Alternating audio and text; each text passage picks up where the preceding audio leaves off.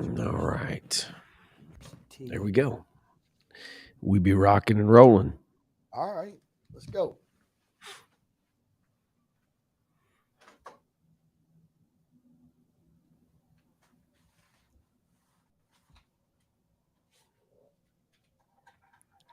Now, if it'll just pop up here.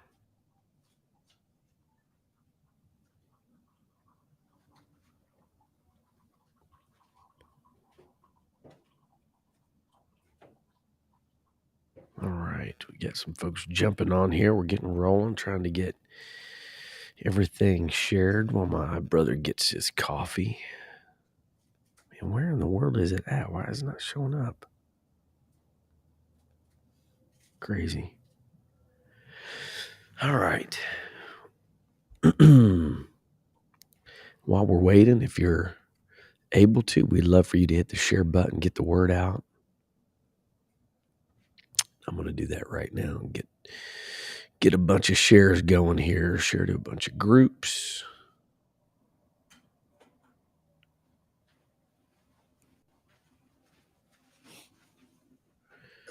I'm doing the share thing, bro. I got share covered right now.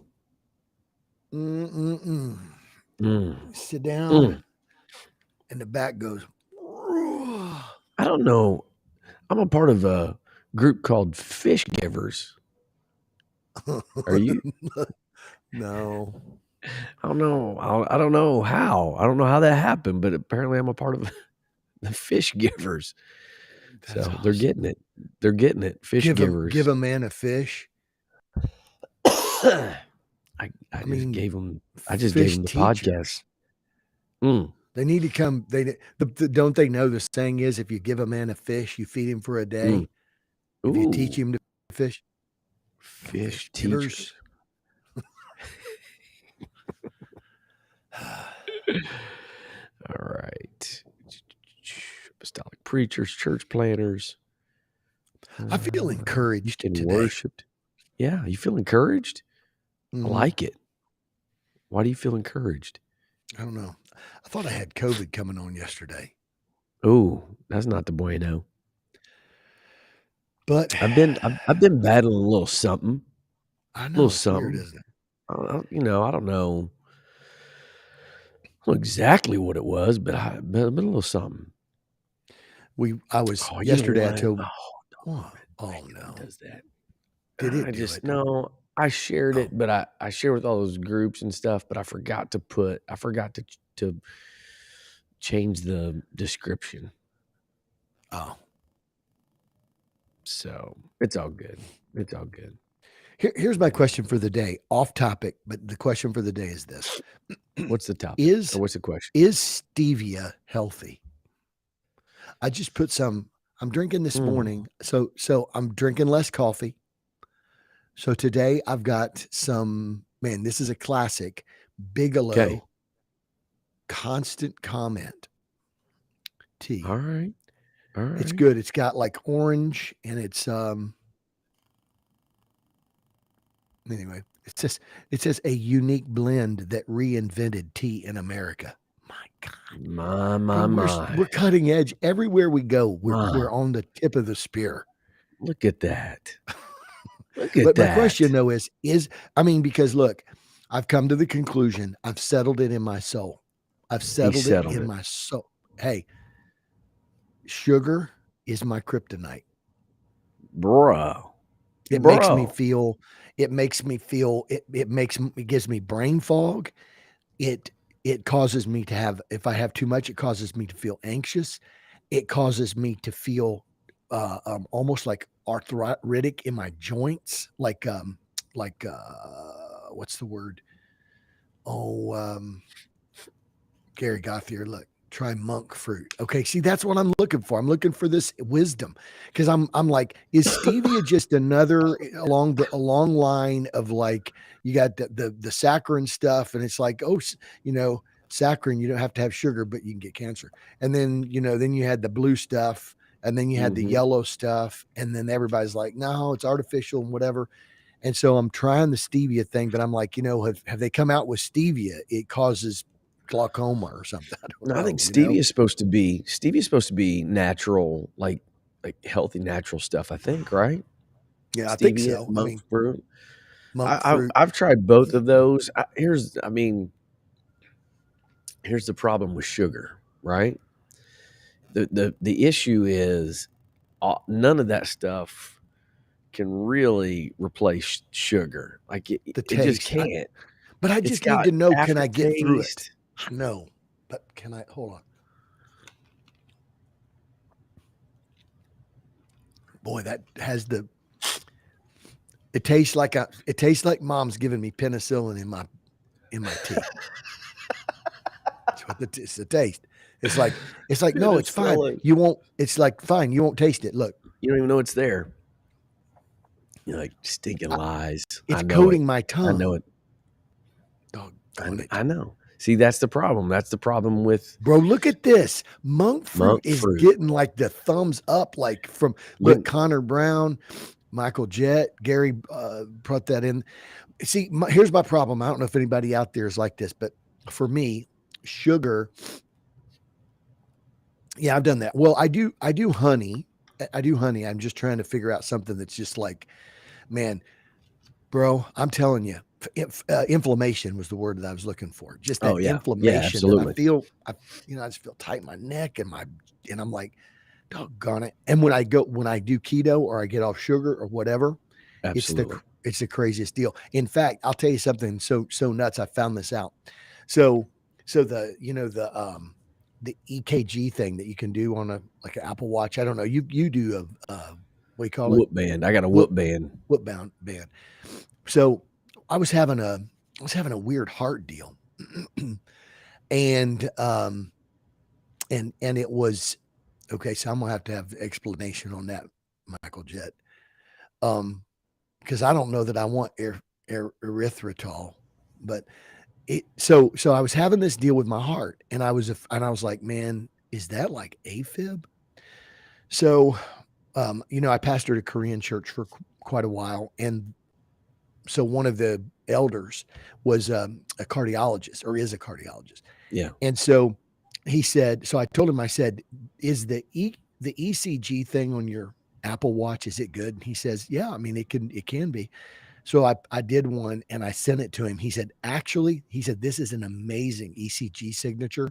He said, I'll tell you what your problem is. He said, your ECG is showing a premature in ventricular contraction, right? Premature ventricular contraction. I said, what is that? And he said, it's when your ventricle of your heart is the rhythm of it is beating quicker, and then it beats on the actual time. So it's like, da-da. And so he said, how much coffee you been drinking? I said, probably more than I should. He said, when's the last time you drink coffee? He said, I don't want you to, he said, I want you to drink 1 cup of coffee, and I do not want you to drink coffee after noon. And bro, it went away in a week. Wow. And That's crazy, dude. And so then what happened was it came back. And what was happening was I wasn't drinking coffee before noon, but I was getting my full like 2 or 3 cups in before noon. And it came double fisted it. Exactly. And it came back. And you know what I found? I found it's not just the caffeine. It's not just the coffee. I can actually drink 2 cups of coffee and it not happen. But if I drink 2 cups of coffee and a cinnamon roll, it will happen. It is the combination of the caffeine and the sugar. Interesting. And I'll tell you something crazy. I can drink 1 cup of coffee and a cinnamon roll and it'll do it. But I can drink 2 cups of coffee and no cinnamon roll and it won't do it. Wow, that's sugar wild, man. is my kryptonite, bro. So I've just got to settle it in my soul. It's the deal. Well, and Connor Brown, is there a good sub for caffeine? Right, that's the question. It's weird because caffeine doesn't really affect me. I don't think it does. Like it doesn't really bother me. My problem with sugar is listen, bro. When it comes to like cookies and stuff like that, I won't buy it. I won't go to the grocery store and buy it. I won't get it. But I have zero willpower Bro, it's there. I tell If my it's wife, around, Chris, I tell Stephanie all the time. I'm like, mm-mm. stop buying this stuff. She said, stop eating it. I can't. And I'm Can't do like, it. babe, listen to me. If it's not in the house, I will not go. I won't go to the store. I Nah, I'm won't not get gonna it. buy it. She's like, doggone it. Well, she said, then I'm just going to have to hide it from you. I said, okay, well, then hide it. Hide it, keep it from me. So, oh man, Gary Gauthier mentioned intermittent fasting, and that's definitely something that I'm doing right now. Here's where I'm at. So we've done like strict strong keto. So where I'm at right now is I'm doing like intermittent fasting. I try to go 14 to 16 hours Okay. without in between meals, like when I go to bed and when I get up, or eat lunch rather. So I'm trying to do that. And then I'm not doing like almost no carbs. I'm doing minimal carbs Okay. and as little sugar as possible. Okay. And I feel like it's sustainable. That's my deal, is like some of that stuff is just not sustainable long Right. term, you know. Right. And I feel like I'm gonna get healthier, and you start to lose your taste and appetite That's for some so of the other true. things. Is entertainment intermittent fasting Yeah. is sustainable though, right? I mean, it's like, Oh yeah. like now, I'm not hungry for I don't desire to eat anything for like breakfast or whatever. Nothing. Doesn't even see, that does. even You know what I did for 21 days? So we did 21 days of consecration from the 8th. What was it? The 8th to the 29th or whatever that 21 days was in January, from Sunday to the last Sunday of the month. Anyway, I was doing 22-2. I was doing so at 6 o'clock I was eating so we would eat supper at 6, and then so we would eat, and then I would eat a little like strawberries and blueberries and some whipped cream or whatever at between 6 and 8. And I did that. That's all I did. So I ate one meal and one like a healthy dessert type deal or whatever, a small snack after between 6 and 8, and then 22 hours. Now I don't know that I could do that. right.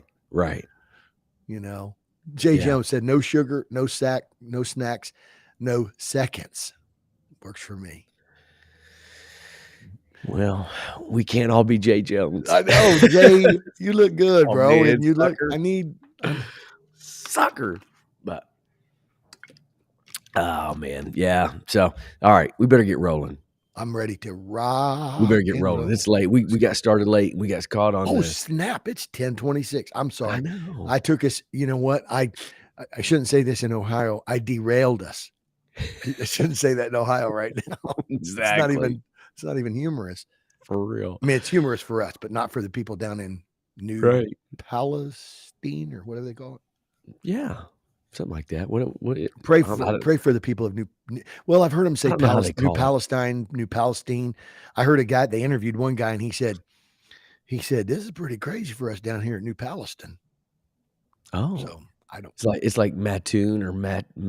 Yeah, like the people not from Illinois call it Mattoon, but people from Illinois, that's how you know Mattoon or Mattoon, or Lancaster, right? You just got to be from here. So I know, and they tell me, they says it's not Lancaster, Ohio, it's Lancaster. And I said, well, it's Burt Lancaster, and it's Lancaster, Pennsylvania. So, well, it's like 2-1. It's like Newark, Delaware, and Newark, New Jersey. They say it different. I can't remember which one's which. I think it's Newark, Delaware. Yeah, I think they say Newark. In Ohio, they say Nurk. N-U-R-K, buddy. Hey, N-U-R-K. That sounds like I just sound like I almost just cut somebody out. For real. We better get rolling. Let's go. Let's do it. Yeah. All right, here we go. All right. 3, 2, 1. Hello, everybody. Welcome to the Mobilized Church Podcast. This is Chris Dillingham, alongside my big brother, Ken Dillingham, Jr. the Third. What is happening today, my brother? Hey, we could go golfing today. Man, I'm telling you right now. I told somebody the other day, I said, if this is global warming, I'm all for it. For real. It might they be. looked at me like, if we went today, it might be like when we golfed. I was thinking about this morning.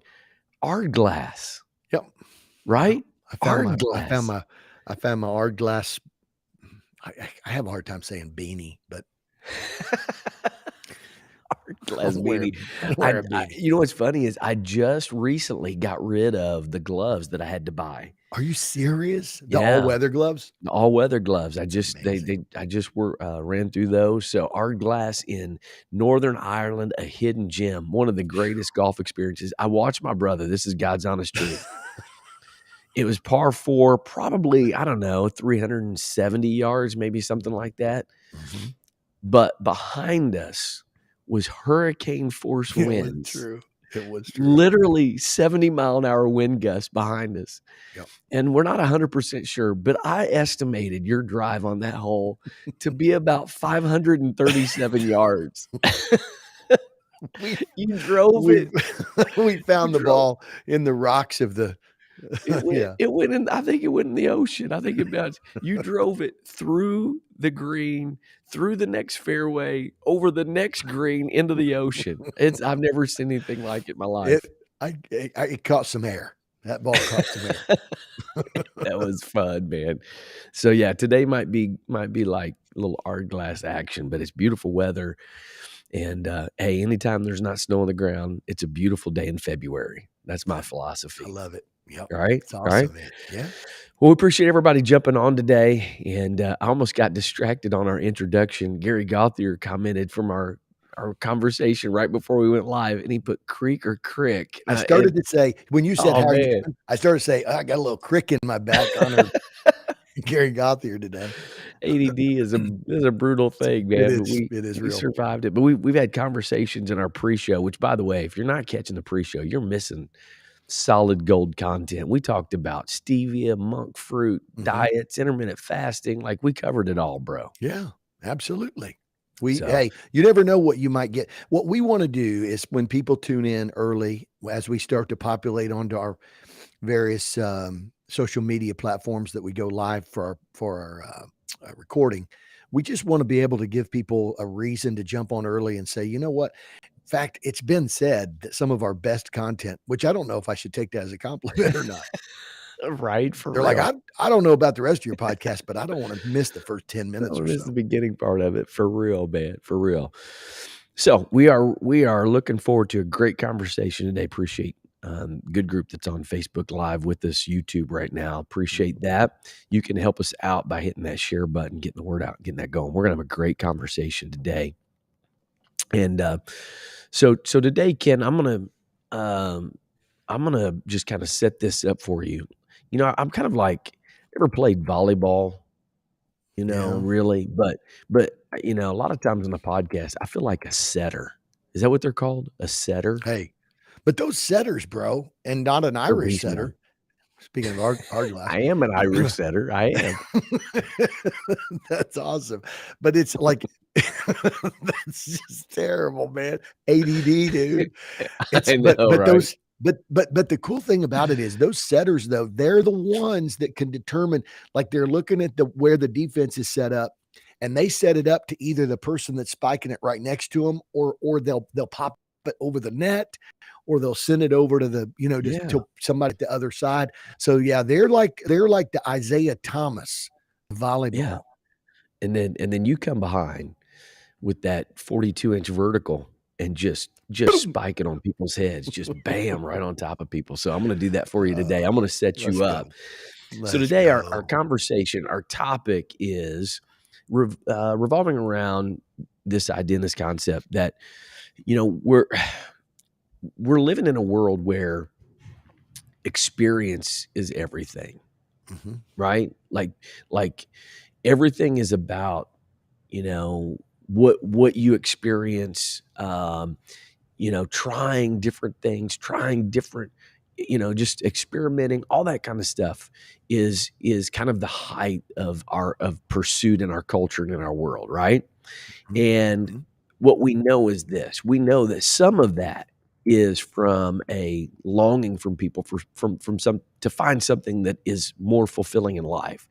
You know, we've got people that go to relationships thinking that relationships is going to fulfill it, or they go to a job, or they go to, you know, education or whatever, and then find out that that stuff is just hollow, right? And there's nothing there. Yep. And unfortunately, a lot of people have had that same experience as it pertains to religious things. I'm going to say religious things, not necessarily encounters with God, but just kind of religious stuff. Their view and perception of what religious things are. And so Exactly. what ends up happening, I think we would all agree, we live in a world that is filled with people that, Phew. just kind of echo what Solomon said. All's vanity and vexation of spirit, Yep. right? I mean, Yep. there's just nothing. There's just nothing Yep. there. Yep. Eat, And drink, and so party. Tomorrow we die. yeah, right, and that's really, I mean, that's really the philosophy of a lot of people. And Yep. so today our conversation was about how do we engage people in conversations? I don't know that we've done a really good job of really engaging people who maybe, don't show a lot of interest in religious things or don't have a religious background, Mm. or maybe even have a little bit of bitterness towards religion. How do we engage them? How do we have spiritual conversations with Mm. them? So I love the title that you came up with for this conversation, Sweet Sinning with Bitter Endings. Mm. Spiritual conversations with empty people. Bro, that's poetic. Let's Like go. David would be proud of you for writing something like that. That's powerful right there. So there's the setup. I'm going to throw it to you and let you just hammer that thing down.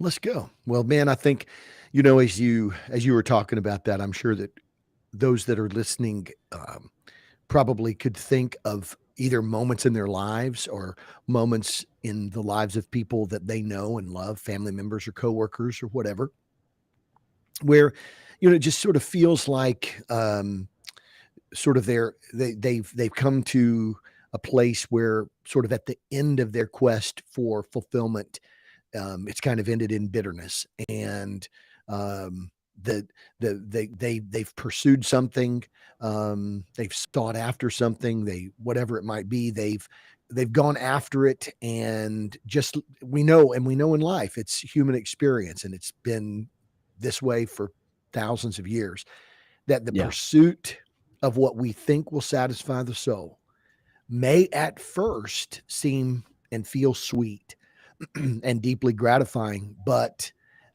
in the end, we've all been there to know that what really seems like it would really satisfy. And here's the thing: it doesn't have to be heroin. You know, we right, live right. we live in a world of diminishing returns.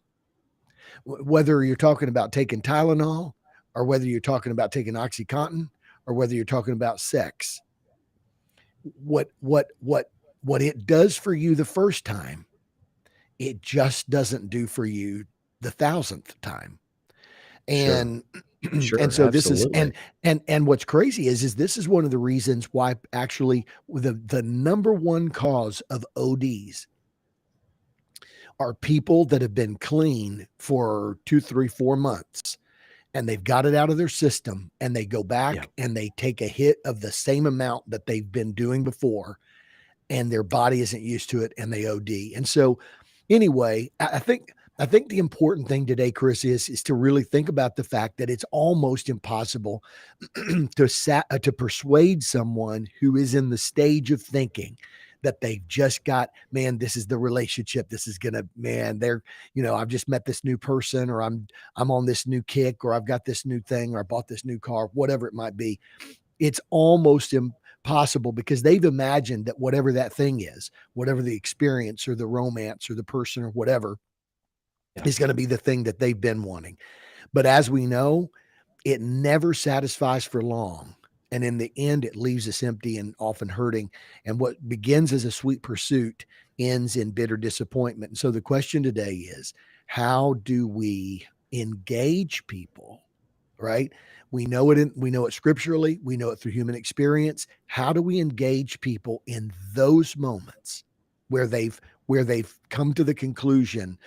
Again, not at that stage where they're like, this is going to be the thing I've been looking for.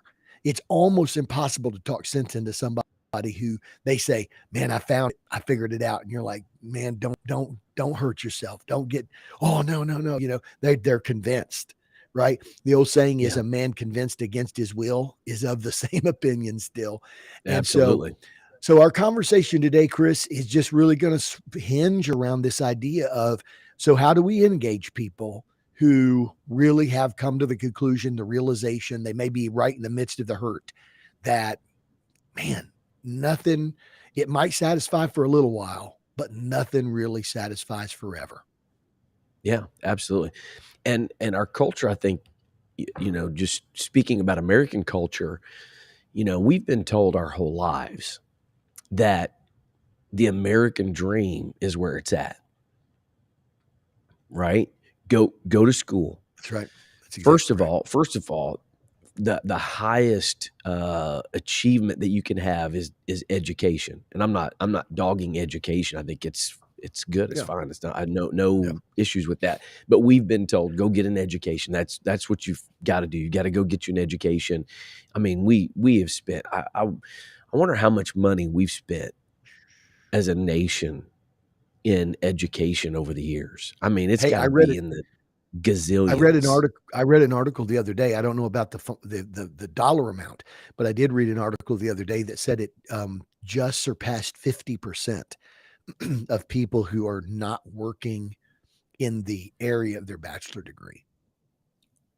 Is that right? I knew that Yeah, it was a large number, which makes sense. I mean, who knows at 18 what you wanna do when you're, 35, yeah, 45, yeah. 55. So it makes a lot of sense, but that's what we tell people, like, "You've gotta go get you an education. You gotta go get that degree. You can't achieve the American dream. You're not gonna be able to make the money that you need to make to be happy," right? So it starts with education, and then you gotta go get the job that's gonna you know, pay you the money that's gonna allow you to live a comfortable life. And I heard a conversation with Jordan Peterson. I've tried to find it. I can't. I've not been able to locate it, but a while back, I heard a conversation with Jordan Peterson. He was talking about that one of the reasons that he believes so many millennials are filled with anxiety and uh, he didn't not depression, but just kind of depressed feelings or whatever, is because Right. we've been told our whole lives that we need to do what we love, do what you Hmm. love. Right. Which he said is the most selfish of ambitions, is to do Right. what you love. And he said, what we should be telling people is not do what you love, do what matters, do something that matters.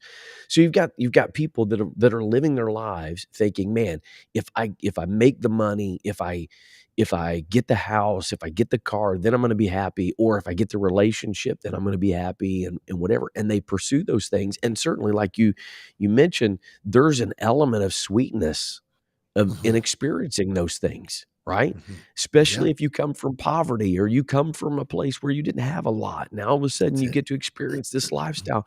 But what we know is that the sweetness doesn't last, Mm. right?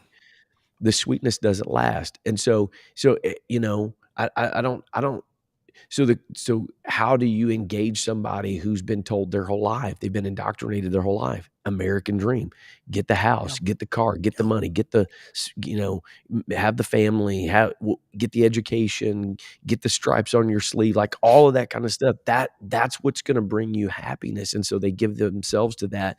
And then all of a sudden you get to a certain point. I think this is why we have a lot of depression and a lot of Hmm. anxiety and a Hmm. lot of fear and a lot of hopelessness, is because at some point you realize I've given myself to something that is vanity and vexation of spirit. It doesn't do anything. Hmm. It's interesting too. I think as you talk about that, I think that the higher the level of hopefulness in something, the Mhm. the more the hopelessness, the corresponding hopelessness. I mean, boy, that would be a great chapter in your book, Chris. The pendulum theory. Man, Yeah, wouldn't that be a great chapter? Is to the degree that something is swung one direction, is the degree it swings the other direction. absolutely. Oftentimes people who know that they're never going to have more than this sort of get satisfied with this. You hear a lot of I'm not a big Sure. fan of country music or whatever, but periodically when you do hear country music, you hear these themes: small town, don't make fun of us in a small town. We go to our high school football games on Friday, and blah blah blah. And And that seems to be a theme, right? Is this Right. idea that, you think that I'm just a life is so simple cool because, person. yeah, and you know what? And we're probably happier than, and I think the higher the level of the idea of hopefulness as you voyage toward whatever endeavor it is that you think is going to fill that deep need for satisfaction, is the level to which it probably plunges you into dissatisfaction and hopelessness on the other side. And Wow. Wow. Kenneth Kenneth Stewart here says, he asked not to get clinical. This is in our comments, not to get clinical, but, and I don't want to, again, I don't want to derail the conversation because I think this is key. But he asked the question, not to get clinical, but do you think one's search for satisfaction began at home as a child due to a lack of satisfaction displayed or not displayed from parents? Here's what I would say about that. I think that that's just another hole in the bucket. Hmm. I think theologically, what we have to say theologically, okay, from a purely theological perspective, from a biblical and a theological standpoint, we have to say the holes in the bucket are already there because of our sinful condition into which we're Sure. born. There Sure. are already there are already strikes against us at birth. We come into this world with holes in the bucket. And Yeah. so I think that those kinds of things, bullying at school, kids who have some physical malady or flaw, and the massive amount of being made fun of, or parents not being able to, for whatever reason, whether their own dysfunction creates dysfunction in their children, or their own lack of inability to love, or whatever it might be. I would just simply say that those are just more holes in the bucket. So Agree. anyway, Agree. but the point you're making, Chris, and I think we just can't underestimate this, is that we are told, to just go back and summarize, we're told that if we do these things, this is the epitome of life. This is when you've reached sort of Yeah. the highest threshold of achievement or whatever. And I'll never forget playing golf in Houston, Texas. It was in Kingwood, and I was playing golf with two Continental Airline pilots and a neurosurgeon. And they asked me what I do, and I was Yeah. just 31 years old, I think, at the time. And I told them, I said, I'm an evangelist, as a minister, whatever. And so I said, "What do you do?" And the two of them said, "Well, we're both Continental Airline pilots. We fly the 777s, like the big ones that they just come out. We International fly those. flights or Yeah, yeah. We fly international flights and whatever." I said, "Wow, that's pretty awesome." They're like, "Yeah." And the other guy said, "Yeah, I'm a neurosurgeon down at Herman Hospital in Houston." And we got to talking, and the one guy just sort of, he was in my cart, and he looked at me and he said, I don't know why I'm telling you this, but he said, he said, I know these guys were probably late 50s, at the time. So almost double my age at the time. And the one guy looked at me and he said, I make more money he said, I've got more money than I'll ever be able to spend. He said, my wife drives, and he mentioned the car, and he went through the whole deal. He said, my daughter just got her a Shelby Ford Mustang. And yeah. he said, I never see my wife. I never see my kids. They're always off doing things or whatever. He said, he said, these are his words. He said, my life sucks. Wow. And it was crazy because the question that I asked him was, I said, why, man, you got all this stuff, right? You got a multi-million-dollar home. You've got all these things, all these toys and whatever. And he said, yeah. And he says, and you know what? He said, when I die, somebody else is going to live in that home. And he said, and he went through this whole deal. And Interesting. he said, and so, here's somebody who is at the end of sort of achieving everything, doctor, all those things that you went through. And he basically said, the Yeah. vanity, all is vanity. Well, I Yeah. was gonna say, like, you mentioned there, he's at the end, right? And Mhm. the hard part is finding that person who's in the middle of that journey that hasn't yet come to that Yeah. understanding, you know? Yeah. And as you were talking there and kind of referencing back, to Kenneth Stewart's comment, the nature versus nurture, all that whole conversation, whatever. But there are certainly aspects where okay, so you find somebody who you mentioned bullying, right?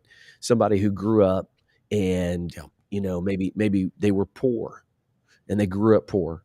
And so they one of two things can happen in dysfunction is you give Mhm. your life to the fact of I am never going to let my children experience what I had to experience in poverty. Very true. I'll do whatever I got to do to make sure they don't do that. They don't have to experience what I experienced. Or like you said, or you just got to settle in with this is my lot in life and this is what I'm going to be. And so you just kind of settle into that. And it's kind of it's Mhm. the two ends of the same spectrum, right? Mhm. The polar ends. Or you have somebody who was kind of the ugly duckling, in grade Right. school, and everybody made fun of them and whatever. And then all of a sudden, they blossom and they become, Yeah. this attractive person. And so Yeah. now they go on these conquests and give themselves to that, thinking that that's going to fulfill them. And the Mhm. hard part is there is a seductive component to that. Uh, yeah. You know what I'm The saying? next Like American Idol, the next American yes, Idol, yes. the next Justin Bieber, internet Social media. sensation. Yeah. Yeah, Mhm. and I think it's Yep. even more prevalent today because, I mean, how many people today are famous? They become music stars or they become TikTok stars or whatever, Bro. overnight Bro. sensations. In just a moment, they become and so you don't get attention, maybe you don't get attention at home, you don't get attention from people, you don't whatever, and so you start seeking this kind of stuff, and there is an addictive component to this kind of stuff. Why is that, Ken? Why is there Yeah. such an addictive component to it? I think it relates back to really, it has to relate back to this idea that Adam and Eve, the Bible said that they will know good and evil. If it was God's will, and man, I don't want to get too deeply theological on this, but if it would have been necessary for them to know, if God had made them to be able to bear up underneath the knowledge of good and evil, then God would have let them know that. Yeah, But he didn't make them for that. And so then when they became aware of it, their self-awareness caused them to see themselves and each other in ways that they hadn't seen each other before. sure. They sewed fig leaves together. What are you doing?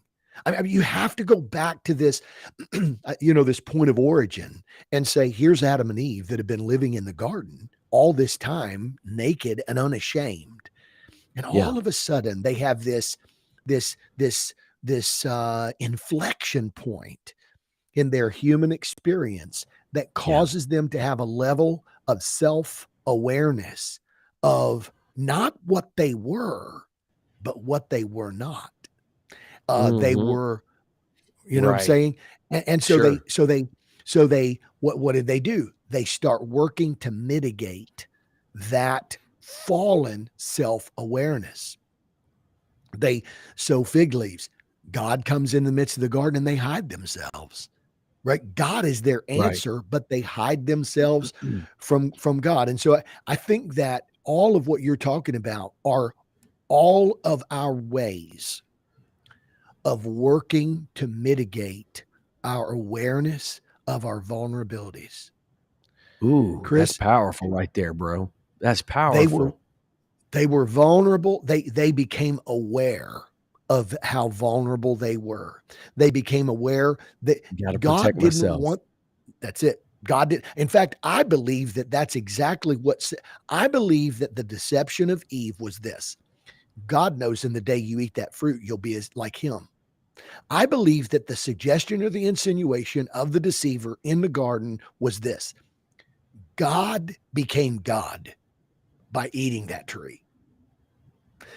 Yeah. That's where and he knows that. And so he's telling you because he wants to retain this for himself. He doesn't want any competitor. He doesn't want anybody to be a god like him. And so when Eve takes this in, this thought for the very first time that God can't be trusted, the only option that remains, what do if God can't be trusted? Well, then you So go ahead and good, eat the bro. fruit and become a god like him. I've got to trust myself, or I mean, I've got to what's the word? I've got to shield myself. I have to create my own answer to a God you can't trust. But it was all fear based. It was it wasn't just that fruit was something that was so, beautiful and wonderful. It wasn't just sensual. It wasn't, it had to do with a critical place. And so anyway, at the end of the day, they became vulnerable, and they knew that they were vulnerable.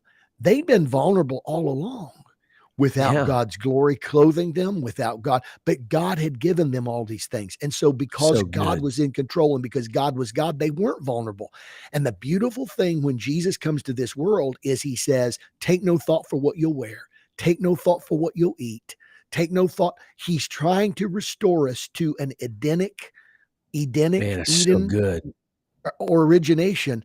Chris, God So spoke to good, me in man. prayer. God spoke to me in prayer 2 weeks ago, and he said, faith is making yourself vulnerable to God.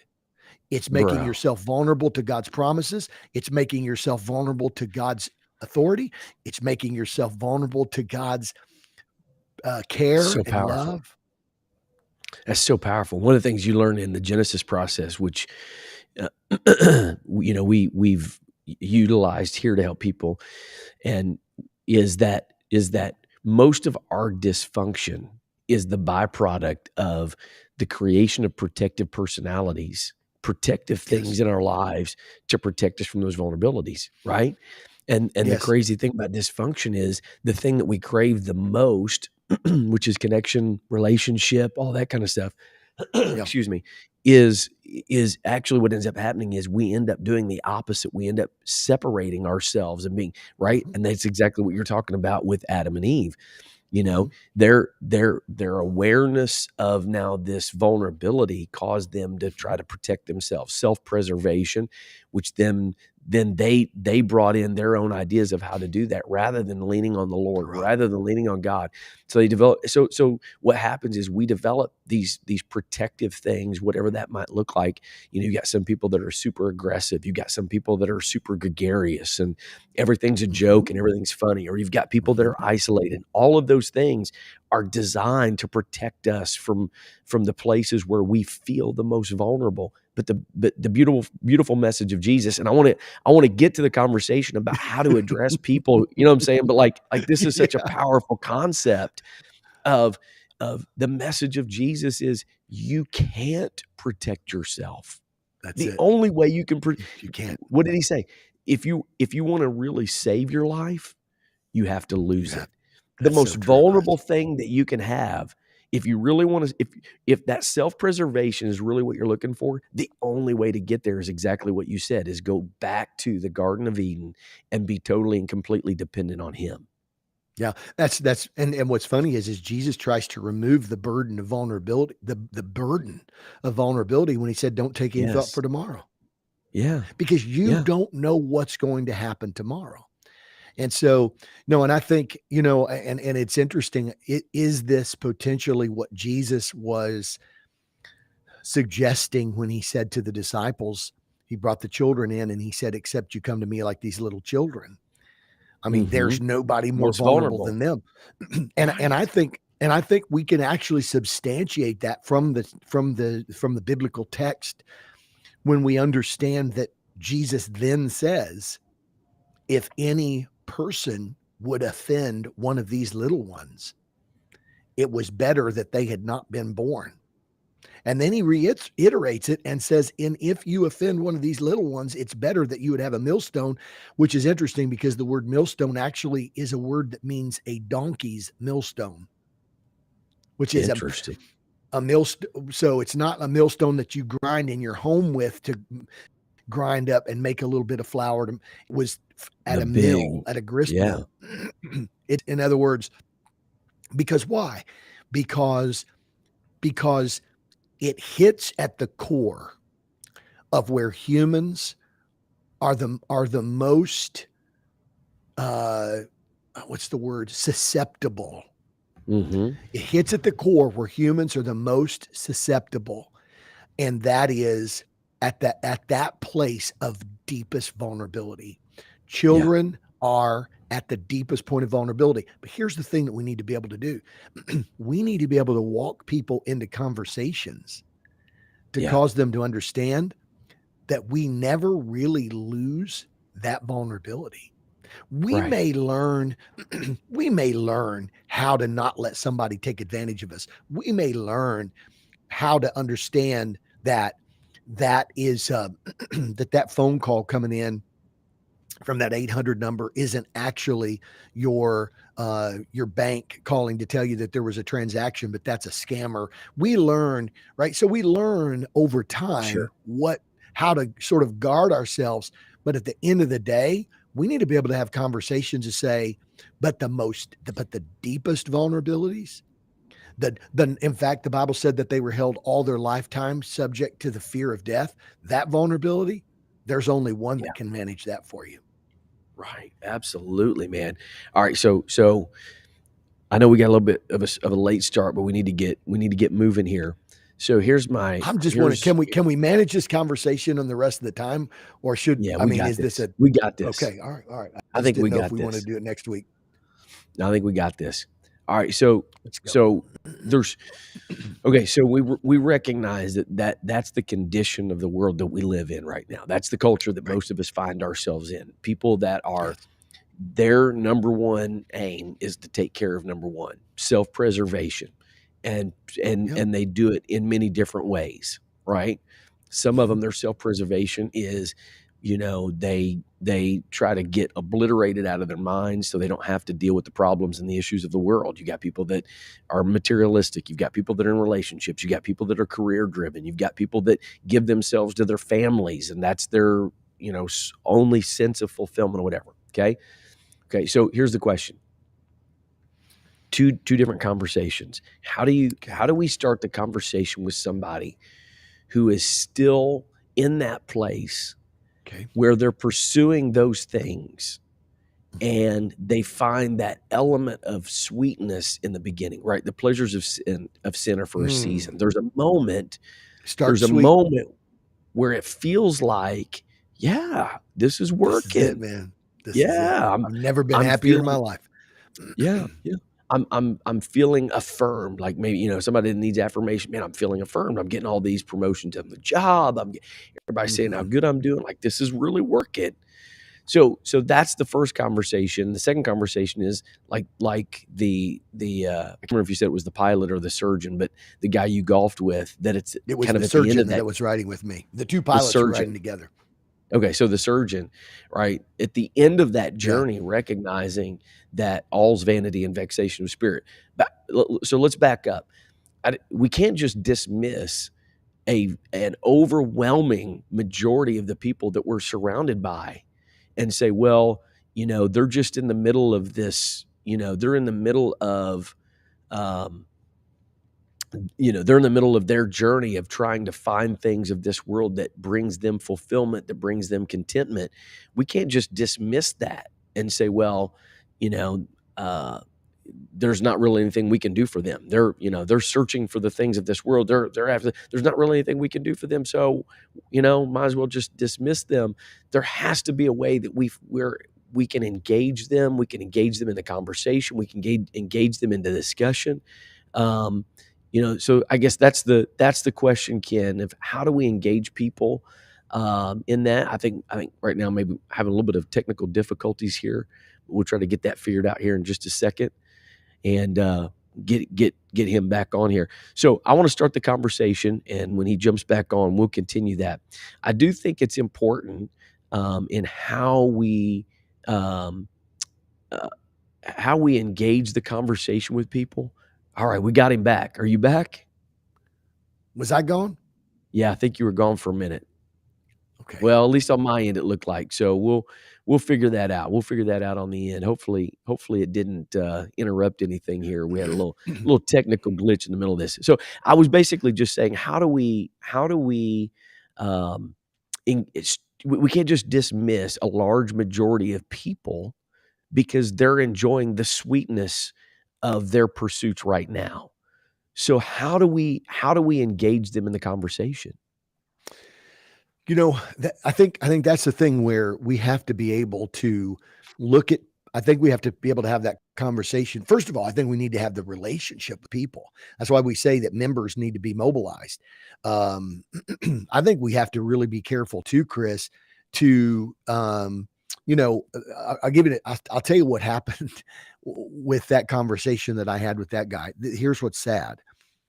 I basically tried to tell him he ought to come to a church service.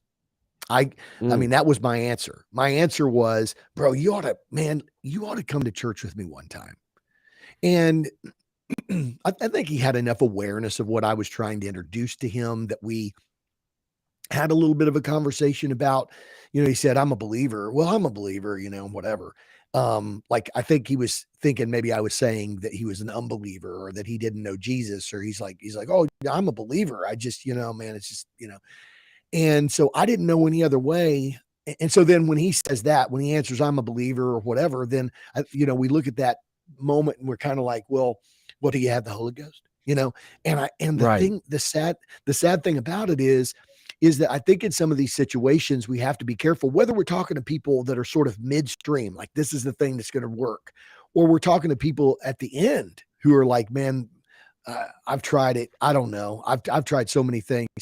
Either way, I think that what we have to do, here's the spoiler alert right here. Okay. Okay. Spoiler alert. All right. The answer is not to introduce them to an awesome church experience. Right. That has become the answer for Christians in America today. But here's the So deal. They've true, been man. down that road, right? They're likely not looking for the next experience that promises to not disappoint. Or they're probably not wanting something to bring conviction or whatever. Like, this thing is making me happy, bro. Don't mess with this, Right. right?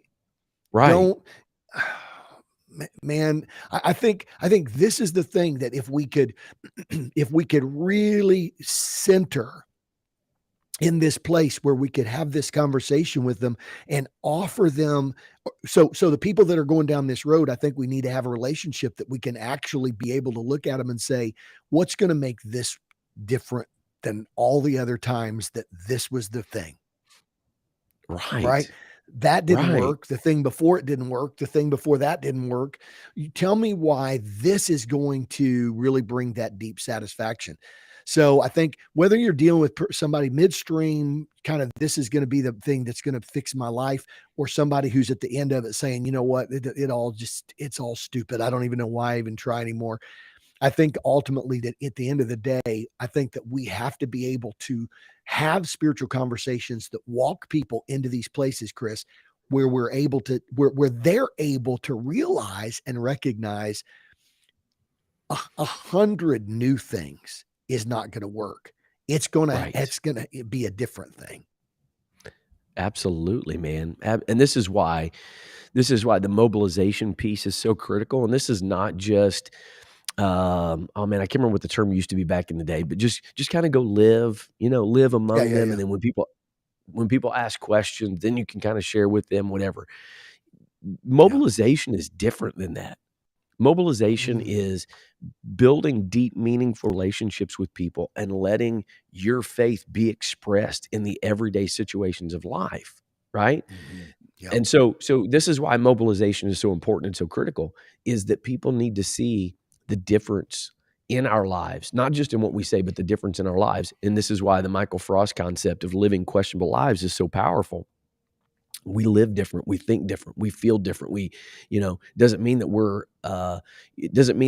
trying to present some image that we never have problems or that we never have issues. But in the face of it, we know where our hope is, we know where our peace is, we know where our contentment is. And so somebody who's somebody who's given themselves like, okay, I've got to find this is Alan Smith quoted 1 Timothy 6:10 about, the love of money, the root of all evil. And they've strayed away from that and greediness and pierced themselves with many sorrows. And I think there are a lot of people that give themselves to materialistic pursuits, and they realize, man, it could be gone like that, bro. That's why greed is so powerful, is because you That's right. can work and work and work and work and work, and in one moment, one catastrophic event or one change, I remember back in '98, I was working in the corporate world and put all my money in this aggressive retirement, international retirement funds. And I was October 18th or whatever, 98, Yeah. Black Friday. Black Friday. And Yeah. man, I lost like $40,000 in a minute. Yep. Well, I mean, it was in my retirement, but I'm saying, so like greed, it can be gone in just a moment's time. So guess what? Right. I got to keep going. I may have enough right now, Yeah. but I got to keep going. I got to keep going. I got to keep going. And that's where at some point, right? Enough Yeah. is not enough. And at some point Very you true. can't get ahead of it. And so I think this is the point that I'm trying to make is we've got to get in their lives, and we need to be the disciple first, so people see Yeah. there's something different about what we're pursuing and where we're living, that then as we start sharing why we are the way we are and we have that relationship, it's going to evoke interest in people that right now God is not even on the radar. He's he's Man. he's not even on the radar for them. Their only thing is, I got to take care of number one. I got to, whatever that looks like for them, I've got to take care of number one. God is way down on the list somewhere, and we're the salt, we're the light that causes them to now consider maybe there's something different. And then we have Yeah. an opportunity to present Jesus. So good. It's so good. And I think, Jesus' story of the prodigal son is a little bit of an example. The father was expectant. I don't believe it's the first time that he walked out on the porch to look down that long road to see if his son would be coming back. I believe that there was a place that had to happen um, in the life of the son where he realized, uh, and I think this is the thing. He realized that this wasn't the end that I expected. Yeah. But I think that but we can't misinterpret that as to say, well, then what we need to do is we need to let everybody end up in a pig pen and then we present Jesus. I don't think that's, you know what I'm saying? That's not my Yeah. point. My point is Right. you could actually be in the midst of a situation and telling everyone, this is it, man. I found some guy Sure. who goes through a divorce. I heard of a situation the other day. There was some guy he'd gone through a divorce, and he was, I don't know, in his 50s or whatever. And somebody said that he'd been, working out and whatever, and he's been telling everybody, he's like, oh man, I found her, I found her, I found her, Yeah. and and he was younger. Oh, I'll tell you who it was.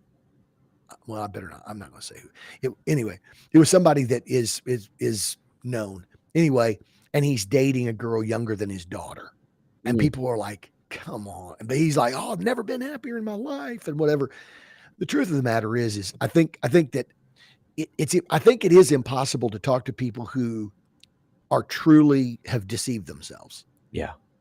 But Sure. I believe that sometimes people know that they're deceiving themselves. Yeah. I think sometimes a person could be, this is the best. Oh, this is it, man. This is it. This is the thing I've been looking for, the opportunity I've been looking for. This is, whatever. And you can talk to that individual and say, is this the thing? I mean, why wasn't that other thing the thing? Why wasn't the last thing the thing? What, Yeah. and you'll find out pretty quickly, I think, in a good spiritual conversation, whether or not the person is either deceiving themselves. They may have questions in their own heart, be like, if they've got a good enough relationship with you, they may look at you and say, look, I don't know, but I'm happy. I may end up flat on my face, but I'm going to do this. I've never felt so much alive in my life or whatever. And I think as disciples, we've got to be able to nurture those spirit conversations at whatever point somebody's at, and basically say, well, let me just share with you. Okay. Yeah. There's no human experience, there's no job, there's no, if it would have worked, it would have worked in human experience by now. Yeah. But it Yeah. doesn't. It It doesn't. doesn't work. That's why, and you may even be talking to somebody who at that moment you may just be planting a seed, or you may be talking to somebody who's at the end of that journey, like the prodigal son, and you're saying, why don't you run to the father's arms?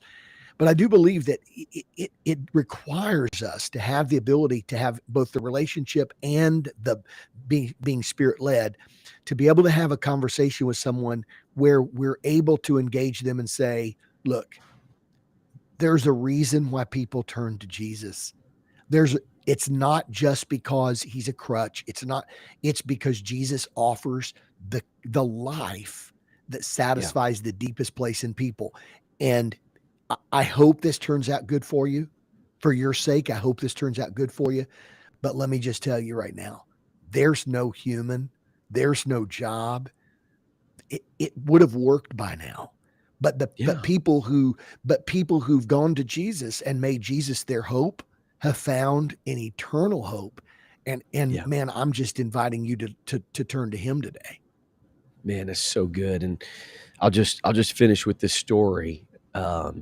Several years ago, I was meeting with a group of guys, and there was a young guy, and he was, he was kind of the life of the party. He seemed like carefree, just kind of doing his thing, and nothing ever got to him, and just living the party life, smoking weed. He had a girlfriend and a relationship. Other things were going on, party lifestyle. I'll just leave it at that. Just a lot of Yeah. stuff happening, and built a relationship with him. And I was meeting with a group of these guys, and in the middle of our conversation, he stopped and he said, "Pastor, I want you to look me in the eye." He said, "Look me in the eye right now." Mm-hmm. He said, "It looks like I should be the happiest guy. I got a beautiful Mm-hmm. girlfriend. I've got a son. I've got good job. I'm making money. I've got, went down the list. I got all this stuff, parties. It seems like everything's going great." He said, "I want you to hear me." He said, "Listen to me loud and clear. You won't find a more miserable human being than this guy right here." Oh Okay. my goodness. So I wouldn't have guessed it. Yeah. If Yeah. I didn't have a relationship with that guy, there's no way in the world that I would have guessed that he would have been feeling that way internally. And I think sometimes what happens Wow. is we make assumptions about people based on the perception, social media stuff. I'm telling you right now, just because somebody puts it on social media does not mean that it's reality or that it's the truth. Mhm. And I think a lot of people live their lives that way. They live their lives with a filter. And and so what we're saying today is it's our job. That's what people do. This is what Yeah. people do. They give themselves to forbidden fruit. They give themselves to things that they think are going to fill that longing. And in some cases, they're in the middle of it thinking, man, this couldn't be going any better. This is amazing. My life is awesome. I wouldn't want it any other way. But what we know, at some point, the rubber's going to meet the road.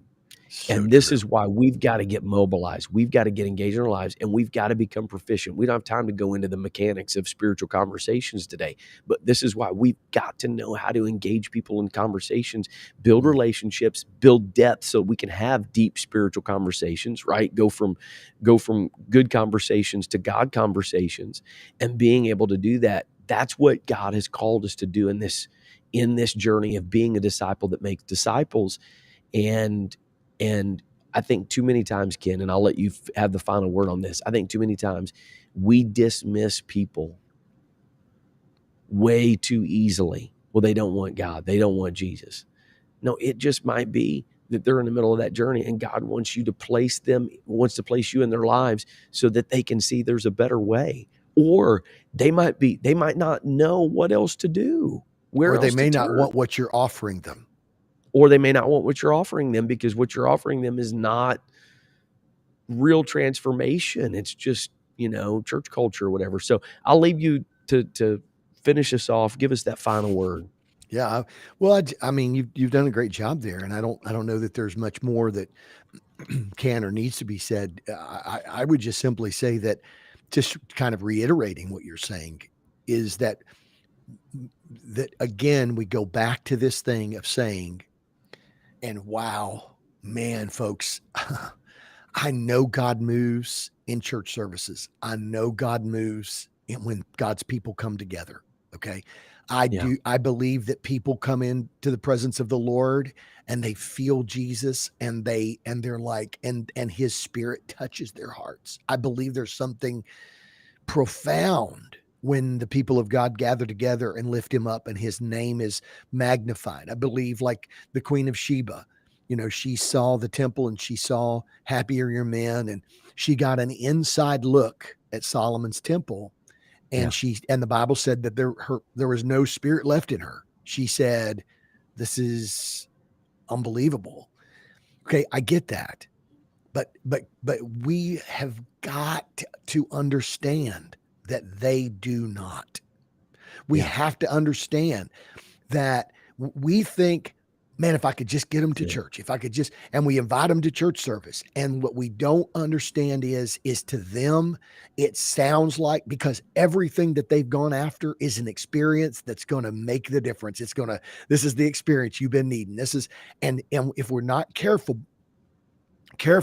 what they're hearing us offer them is another experience. Well, I've tried church, but you haven't tried my church. Yeah. Right. And it's Yeah. just Yeah. like, Right. it's like somebody saying, that's like somebody saying,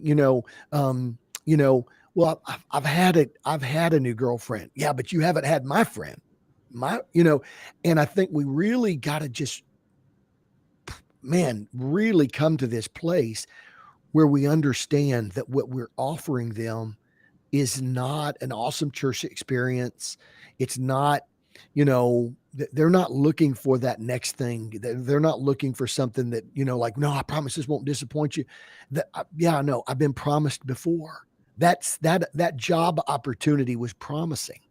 That promotion was promising. Yeah. But, and I think, Yeah. Chris, that if we could literally get to the place that we could understand that if we could just learn how to introduce to them what new life in Jesus is, how that Jesus actually wants not only to take their hurt and pain, but give them what they're looking for all along. So To good, man. the frustration. Jesus says, So I'll good. take your frustrations, Yeah.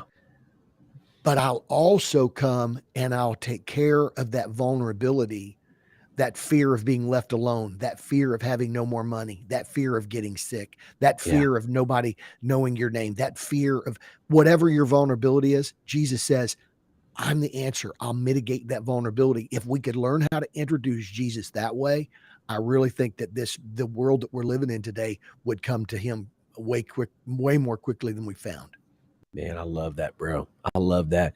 I think I know I say this probably every week, but I think this is such an important conversation, man, because the world that we're living in, it's so easy just to dismiss. Oh, they don't want God. Why they've got this, they've got that, whatever. Yeah. And the reality is, we don't know what's going on in their world, and we know at some point, most people, if especially if we're embedded in our world, and now all of a sudden they realize, and they don't know what they don't know. They think Yeah. this is the best life that's available. Make Even money. even when you say you need the Holy Ghost, they don't have any framework to process that. It's Right. like, Right. that's the ultimate answer. You need the Holy Ghost. And they're like, okay, religious nut, whatever. And I Right. hate to say it Absolutely. like that, but it's just true, Chris. It is. It's so true. It's so true. And that's where we have to understand. We come from it from a place of, we know, we're there, we're experiencing, we know what it means.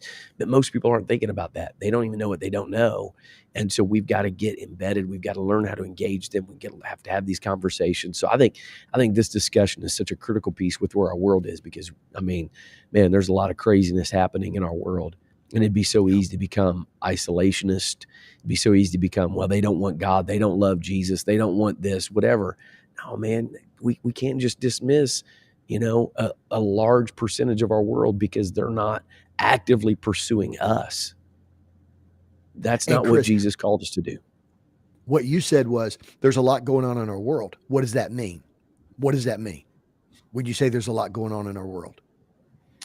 Just crazy stuff, things that you never thought you'd see before, people doing things, living certain ways, Bro, the transgender stuff, like, I mean, all of those kinds of things that are just crazy. The Grammy stuff. yeah. It's I think it causes it I think it does two things. I think the volatility of the world causes people to recognize the depth of their vulnerability. And Yes. the degradation of the world causes us to be able to have the conversation and say, do you really think in your soul, do you really think that's the answer what you watched on the Grammys last night? That's the richest, most famous people in the world. Yeah. That's what they're offering you. Do you honestly, at the depth of your soul, do you really believe that's the answer? And so I think on either side of that, that's a great point, because I think they're feeling that great vulnerability. Here's the thing that we've got to be careful as Christians, that we don't isolate ourselves as a response, because where they're feeling vulnerable, we're going to feel Yes. vulnerable. And Absolutely. faith is becoming vulnerable to God. And so that Jesus says, I send you out as sheep among wolves. But Jesus wasn't like, but that's not a problem, because that's your faith. You're making yourself vulnerable to me. So I think, man, bro, I think this idea that So says as good. Christians, we need to be able to say, look, Jesus has already taken care of my vulnerability. And on the moral degradation side, we need to be able to say sinners are going to sin. They're going to sin. That's what they're going to produce. I don't have to get on my high horse and you know preach some Paul Revere message to the world, that Satan is coming. I, I think we need to be able to just say, look, sinners are going to sin. But do you Yeah. really think that's the answer? That's where we come to, and all of our technological advances and all of our that's our utopia, huh? That's it. Right. It was so good, man. So good. And I think too, it's important to remember that it's easy to come against the group. And this is why relationships are so powerful, because everybody has a story. You might see something who's living a lifestyle that might be repulsive. But do you know their story? Do you know what's going on? Do you know what vulnerability are they trying to cover up by their lifestyle? So That's where good. you get embedded. Right? Mm, And that's where I would, and the again, I don't wanna Hammond get off organ's in the conversation, playing. man, but there's so much going on with, like, Andy Stanley's comments that he's made recently, some of that kind of stuff, and JD Greer's making comments, and we're trying to figure out as Christians, they're trying to figure out in the Christian world how to navigate through this, and they're botching it, bro. I hate to say that, Yep. but they're botching it because they're thinking we gotta try to appease and we gotta try to accommodate. No, we gotta get in their lives and hear people's individual stories and then show them that there's a better way. So, oh man, that's a cliffhanger to leave it there, man. Talking about that kind of stuff and then leaving it. But we know we've gone a little long today. We did have a little technical glitch, but we appreciate people hanging with us Yeah. through all of that. Hopefully, didn't mess it up too bad. Appreciate all the great comments, man. Tons of great comments today. Interaction, engagement. We certainly appreciate that. Appreciate you being a part of the Mobilized Church podcast in the top 10 to 15% of all podcasts, bro. Crazy how that's happening. Boom. So check us out, dillinghamgroup.org. We'd love to connect with you. Check out all of our social media sites. And we are going to come back to you next Tuesday around 10 o'clock in the morning, sometime around there. Until then, go live mobilized. God bless.